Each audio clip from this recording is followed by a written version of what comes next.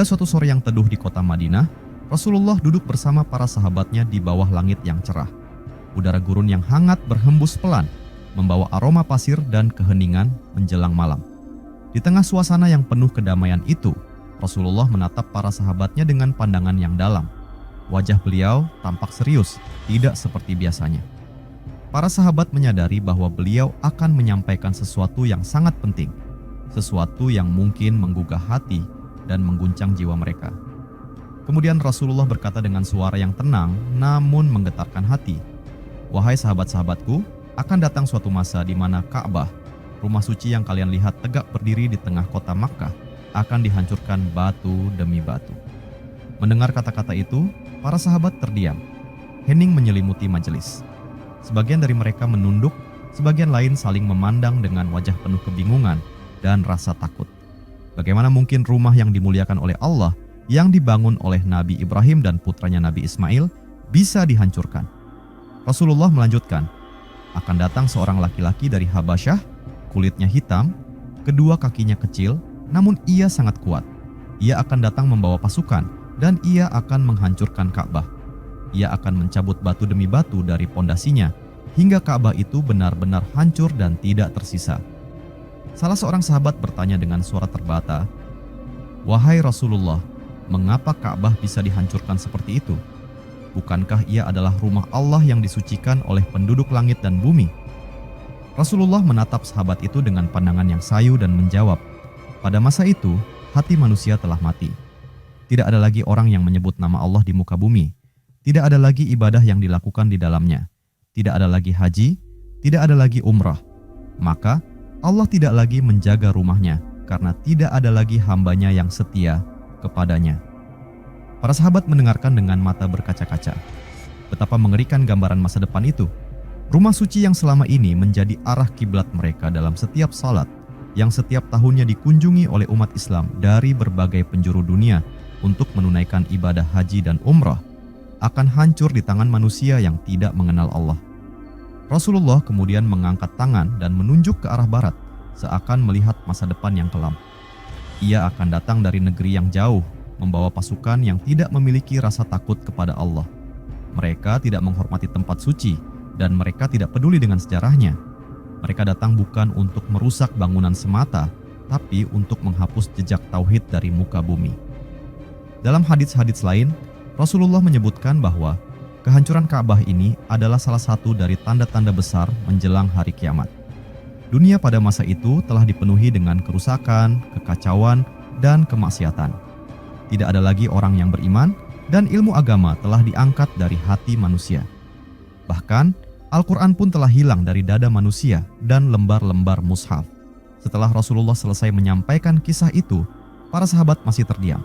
Tidak ada suara, hanya angin padang pasir yang berbisik pelan. Mereka menyadari bahwa umat Islam memiliki tanggung jawab besar untuk menjaga agama ini agar tidak sampai kepada masa kehancuran seperti yang digambarkan oleh Rasulullah. Dari kisah ini, tersirat pelajaran yang dalam bahwa kehancuran fisik Ka'bah hanyalah akhir dari kehancuran spiritual umat manusia. Sebab ketika hati telah mati dan tidak ada lagi ibadah yang dilakukan, maka tempat suci pun tidak lagi memiliki makna bagi dunia. Allah tidak akan membiarkan rumahnya kosong dari hamba-hamba yang mengingatnya. Inilah peringatan dari Rasulullah yang tidak hanya menggambarkan masa depan, tetapi juga menjadi cermin bagi setiap muslim untuk menjaga keimanan, menegakkan tauhid, dan terus menghidupkan ibadah di dalam diri dan di lingkungan sekitar, agar rumah Allah senantiasa terjaga hingga akhir zaman. Setelah Rasulullah menyampaikan kabar tersebut, suasana di antara para sahabat berubah menjadi sangat hening. Tidak ada yang berani bersuara. Mereka larut dalam renungan yang dalam, membayangkan bagaimana mungkin rumah Allah yang selama ini menjadi pusat ibadah umat Islam akan hilang tak bersisa. Hati mereka terasa berat, seakan baru saja mendengar kabar kematian seseorang yang sangat dicintai. Dalam diam, beberapa sahabat meneteskan air mata. Bukan karena takut akan masa depan yang suram, tetapi karena kesedihan yang dalam atas lenyapnya simbol tauhid yang telah menjadi pusat kehidupan mereka. Rasulullah kemudian memalingkan pandangannya ke langit. Wajah beliau tampak sedih, namun tetap penuh ketegasan. Lalu beliau bersabda, "Wahai para sahabatku, Sesungguhnya Allah tidak membutuhkan bangunan Ka'bah itu. Yang Allah kehendaki adalah hati-hati kalian yang tunduk dan taat kepadanya.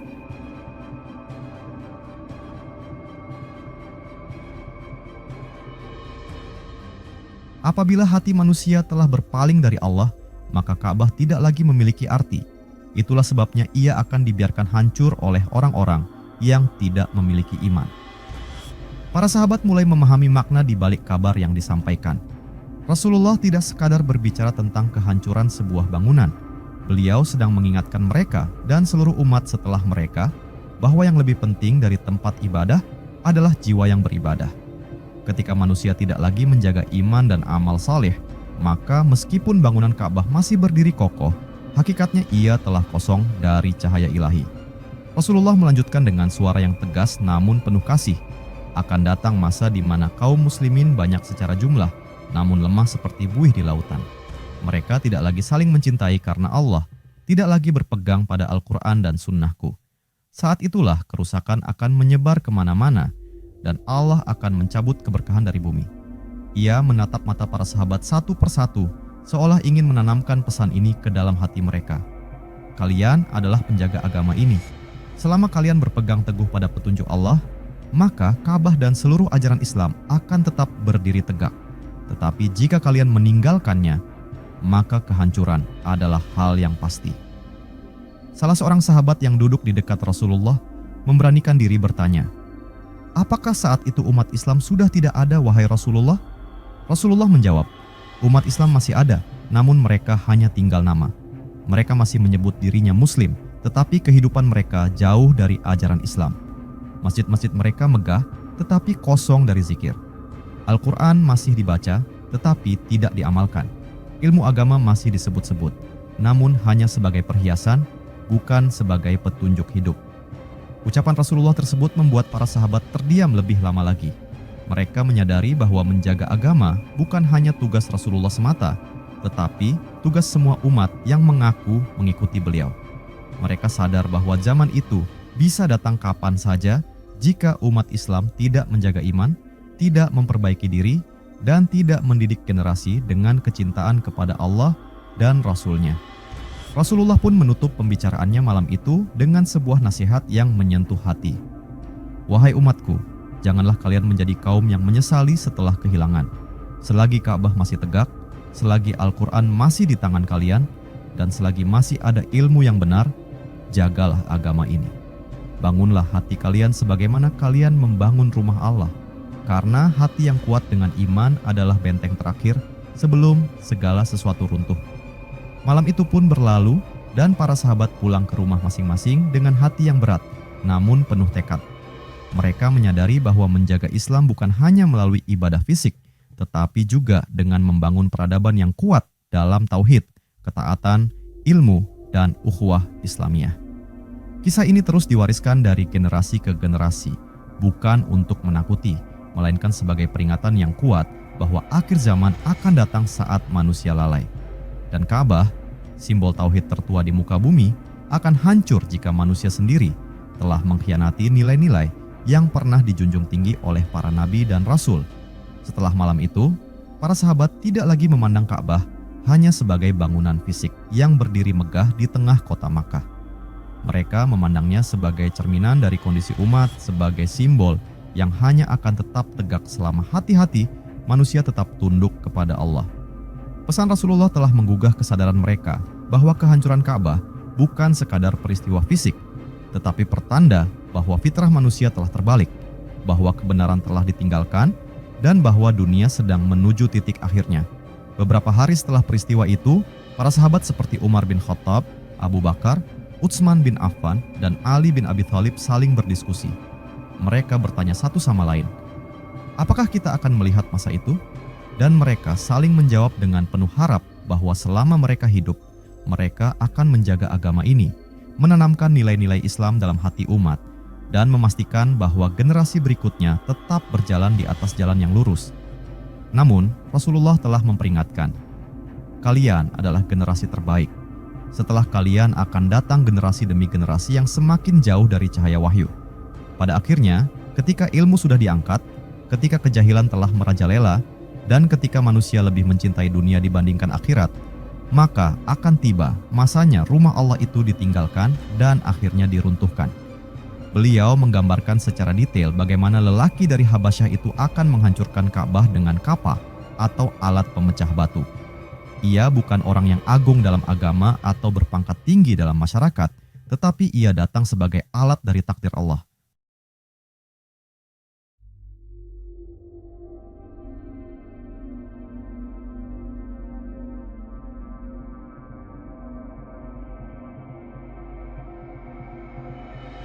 Tidak akan ada satupun manusia yang menghalanginya, karena saat itu tidak ada lagi yang memiliki kecintaan kepada rumah suci tersebut. Makkah akan sunyi, tanpa zikir, tanpa tawaf, tanpa orang-orang yang merintih dalam doa.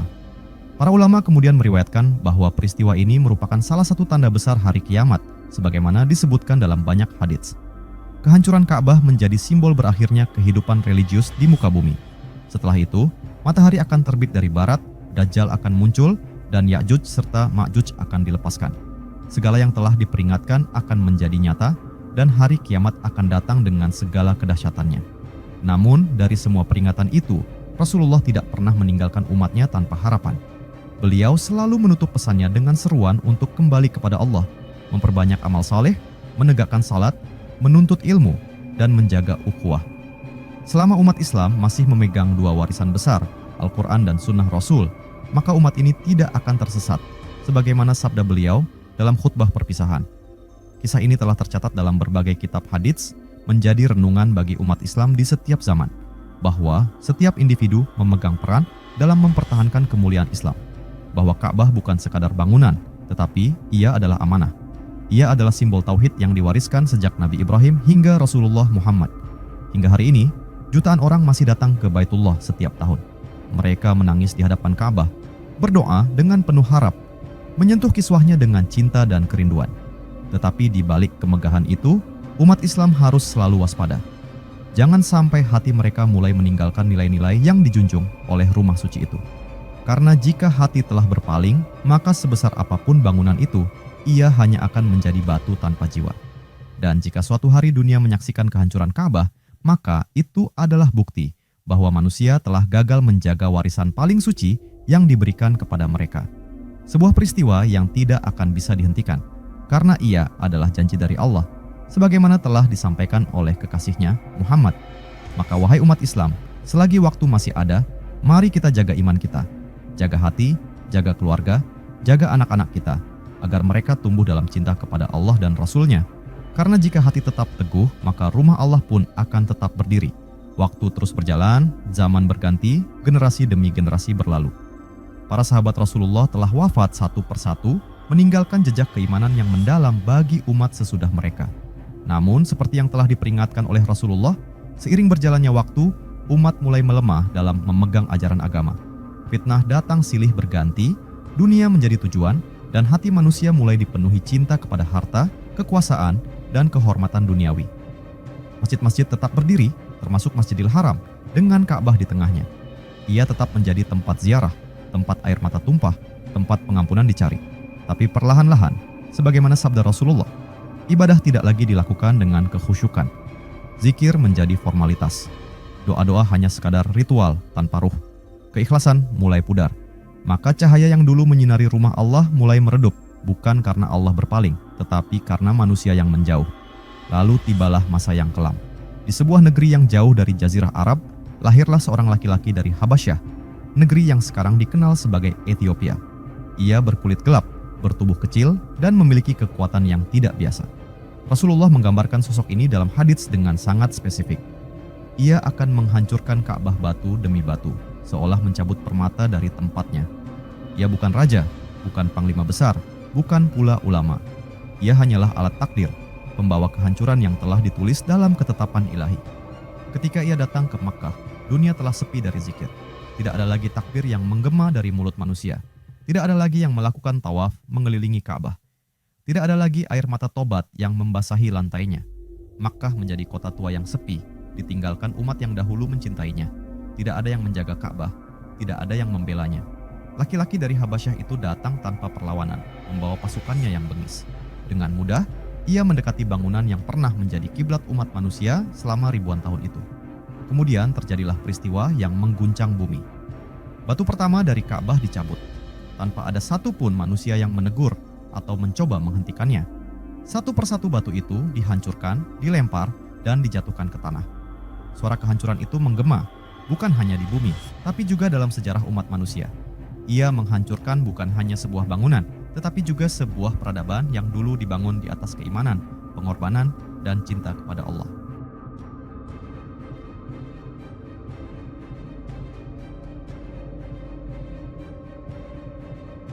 Langit menjadi muram. Gunung-gunung seakan menyaksikan tragedi itu dalam diam. Tidak ada azan yang berkumandang, tidak ada doa yang terangkat. Alam pun ikut bersedih. Burung-burung yang dulu berterbangan di sekitar Ka'bah tak lagi terlihat. Hamba-hamba saleh telah tiada. Umat Islam telah kehilangan jati dirinya. Peristiwa ini bukan hanya menjadi penutup sejarah bangunan suci, tetapi juga menjadi pembuka bagi datangnya tanda-tanda kiamat besar. Setelah kehancuran Ka'bah, akan muncul tanda-tanda besar lainnya seperti Dajjal, keluarnya binatang dari bumi, dan akhirnya terbitnya matahari dari arah barat. Dunia akan mengalami perubahan yang dahsyat. Ketertiban akan berubah menjadi kekacauan. Cahaya kebenaran akan digantikan oleh gelapnya kekufuran, dan bumi akan menuju hari penghabisan. Namun bagi orang-orang yang beriman, kisah ini bukan sekadar nubuat menakutkan. Ia adalah pengingat untuk menjaga warisan yang telah dibangun oleh para nabi. Ia adalah peringatan bahwa Ka'bah tidak dijaga dengan dinding, tetapi dengan hati-hati yang tunduk kepada Allah. Bahwa kehancuran sejati bukan dimulai dari luar, tapi dari dalam. Dari hati manusia yang mulai melupakan Tuhannya. Selama waktu masih ada, selama napas masih diberi, umat Islam memiliki kewajiban untuk menjaga agama ini. Menyebarkan ilmu, menegakkan salat, mendidik generasi, dan menumbuhkan cinta kepada Allah dan Rasul-Nya. Karena jika kita menjaga agama, maka Allah akan menjaga kita dan Ka'bahnya. Dan bila suatu hari kita mendengar bahwa Ka'bah telah hancur, maka itu bukan akhir dari satu bangunan, tetapi akhir dari umat yang telah lupa pada amanahnya. Dan hari kiamat pun tinggal menanti. Setelah batu terakhir Ka'bah tercabut dan bangunannya rata dengan tanah, bumi terasa hampa. Tidak hanya karena hilangnya tempat paling suci di muka bumi, tetapi juga karena hilangnya makna yang telah ribuan tahun tertanam dalam hati umat manusia. Bahwa ada satu titik di dunia yang menjadi pusat tauhid, tempat semua manusia sujud menghadap Tuhannya. Kini, titik itu telah lenyap. Tidak ada lagi arah kiblat, tidak ada lagi tempat tawaf, tidak ada lagi tempat sa'i, tidak ada lagi haji, tidak ada lagi umrah. Semua telah menjadi kenangan yang tertulis dalam lembaran sejarah akhir umat. Orang-orang yang hidup di masa itu, jika masih ada yang memiliki secuil iman, akan menangis, bukan karena Ka'bah telah tiada, tetapi karena mereka sadar bahwa umat manusia telah benar-benar berpaling dari Allah.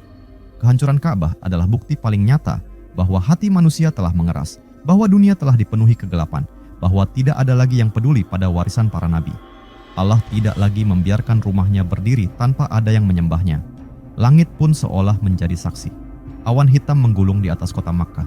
Gurun pasir yang sunyi kini menjadi makam bagi bangunan yang dahulu begitu diagungkan. Tidak ada lagi suara takbir, tidak ada lagi gema adzan. Kota suci itu berubah menjadi kota tua yang ditinggalkan sejarah. Waktu berjalan terus dan tak lama setelah itu, tanda-tanda besar kiamat mulai bermunculan satu persatu, seolah memberitahu umat manusia bahwa penutup kehidupan telah dimulai. Alam ikut bersaksi. Gempa demi gempa mengguncang bumi. Bintang-bintang kehilangan sinarnya. Lautan meluap. Gunung-gunung meledak dan bergerak dari tempatnya. Dan manusia yang tersisa di bumi hidup dalam ketakutan tanpa arah. Mereka tak lagi tahu kepada siapa harus memohon perlindungan karena agama telah mereka tinggalkan sejak lama. Rasulullah pernah bersabda bahwa sebelum hari kiamat tiba, Allah akan mencabut ruh orang-orang beriman. Sehingga yang tersisa hanyalah manusia-manusia yang paling buruk, yang tidak mengenal kebaikan dan tidak mencegah keburukan. Pada saat itulah Ka'bah dibiarkan hancur, karena tidak ada lagi yang beribadah kepadanya. Tidak ada lagi orang yang mengenal kalimat La ilaha illallah. Maka Ka'bah sebagai rumah tauhid tidak layak lagi berdiri di dunia yang telah melupakan Sang Pencipta. Bahkan dalam hadits lain disebutkan bahwa Al-Quran pun akan diangkat dari muka bumi. Tidak akan ada lagi mushaf yang bisa dibaca. Tidak akan ada lagi hafalan dalam dada manusia. Ayat-ayat yang dulu menjadi pelita kini telah lenyap. Dunia kehilangan cahayanya, dan manusia tersesat dalam kegelapan yang mereka ciptakan sendiri. Namun, Rasulullah tidak menyampaikan semua ini tanpa maksud. Beliau ingin umatnya sadar. Beliau ingin kita, yang hidup jauh setelah beliau wafat, memahami bahwa semua itu bukan hanya nubuat yang akan terjadi begitu saja, tetapi adalah peringatan agar kita tidak menjadi bagian dari kehancuran itu. Bahwa kita memiliki tanggung jawab untuk menjaga iman, untuk menghidupkan sunnah, untuk mencintai Al-Quran, dan untuk mengajarkan generasi kita bahwa Ka'bah bukan sekadar bangunan, ia adalah pusat dari keimanan.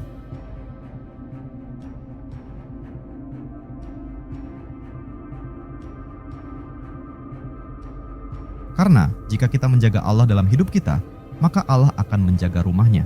Tetapi jika kita meninggalkannya, maka tidak ada jaminan bahwa Ka'bah akan tetap tegak. Dan kelak, sejarah akan mencatat bahwa ketika hati manusia telah hampa dari cahaya iman, maka bahkan bangunan paling suci pun bisa hancur di hadapan mata dunia. Maka selama kita masih bisa membaca Al-Quran, selama kita masih bisa bersujud ke arah Ka'bah, selama azan masih berkumandang di masjid-masjid, kita harus bersyukur, kita harus bangkit, kita harus menjadi penjaga nilai-nilai Islam, bukan sekadar pewaris yang lalai. Ka'bah pernah hancur oleh pasukan Gajah Abraha, tapi Allah menjaganya dengan burung-burung kecil.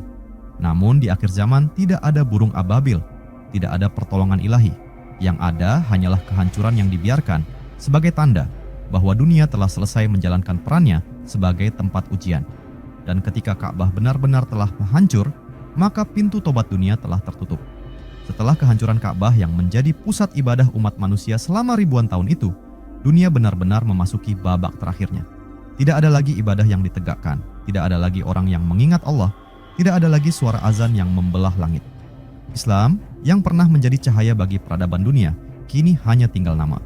Al-Quran telah diangkat dari dada-dada manusia, ilmu telah hilang, dan para ulama telah lama tiada. Yang tersisa hanyalah manusia-manusia yang hidup seperti hewan, tanpa arah, tanpa petunjuk, dan tanpa rasa takut kepada Tuhan. Dalam hadits yang diriwayatkan oleh Imam Muslim, Rasulullah bersabda bahwa hari kiamat tidak akan terjadi kecuali atas orang-orang yang paling jahat. Mereka hidup seperti binatang, tidak mengenal halal dan haram. Mereka tidak lagi tahu apa itu salat, tidak kenal puasa, zakat, ataupun haji. Mereka hidup tanpa nilai. Dan karena itulah, Allah mencabut semua rahmatnya dari muka bumi dan membiarkan dunia ini hancur dengan perlahan, namun pasti. Di tengah kekacauan itu, langit mulai berubah. Awan menggumpal bukan karena hujan, tapi sebagai tanda kemurkaan. Cahaya matahari meredup. Angin tidak lagi berhembus sejuk.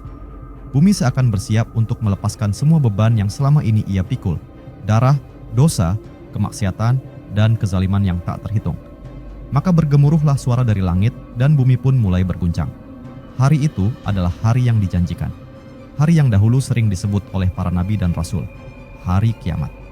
Gunung-gunung berhamburan seperti bulu yang ditiup. Lautan meluap hingga menenggelamkan daratan. Langit terbelah, bintang-bintang berjatuhan. Semua sistem alam semesta porak-poranda. Manusia berlari tanpa arah, tapi tidak ada tempat untuk bersembunyi. Tidak ada perlindungan, tidak ada pertolongan, tidak ada lagi waktu untuk kembali. Ketika sangkakala pertama ditiup oleh malaikat Israfil, seluruh makhluk hidup di langit dan bumi akan terkejut. Lalu semuanya binasa. Tidak ada yang tersisa, tidak ada raja, tidak ada rakyat, tidak ada ilmuwan, tidak ada anak-anak, tidak ada ibu atau ayah, semua binasa dalam satu tiupan. Setelah itu, Allah berkehendak untuk menghidupkan mereka kembali. Maka sangkakala kedua pun ditiup dan manusia dibangkitkan dari kubur mereka. Dalam keadaan telanjang, tak bersandal, tak berkhitan, mereka digiring ke padang mahsyar untuk mempertanggungjawabkan seluruh amal mereka di dunia. Dan di sanalah manusia akan sadar bahwa apa yang dulu mereka abaikan kini menjadi penentu nasib kekalnya. Bahwa bangunan Ka'bah yang dahulu mereka agungkan, kini tidak akan lagi bisa menolong mereka jika hidup mereka tidak pernah mengenal Allah. Rasulullah mengingatkan umatnya jauh-jauh hari sebelum semua ini terjadi.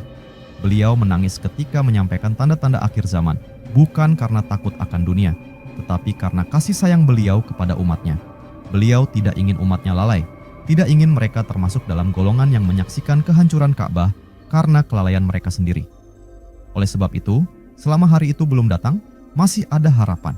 Selama Ka'bah masih tegak, selama Al-Quran masih terbaca, selama umat Islam masih bisa mengangkat tangannya dan berdoa, maka tugas kita belum selesai. Kita belum terlambat. Inilah waktunya untuk kembali, untuk memperbaiki diri, untuk membentengi keluarga dan generasi kita dari kerusakan akhir zaman. untuk menghidupkan kembali makna ibadah yang sejati, untuk mencintai Allah dan Rasul-Nya dengan sepenuh hati, dan untuk menjadikan Ka'bah bukan hanya sebagai arah salat, tetapi sebagai pusat kehidupan yang dipenuhi keikhlasan, pengorbanan, dan ketaatan. Karena jika hati-hati umat Islam tetap hidup dengan iman, maka Ka'bah akan tetap kokoh, bukan karena kekuatan batunya, tetapi karena cinta dan pengabdian umat kepada Tuhannya.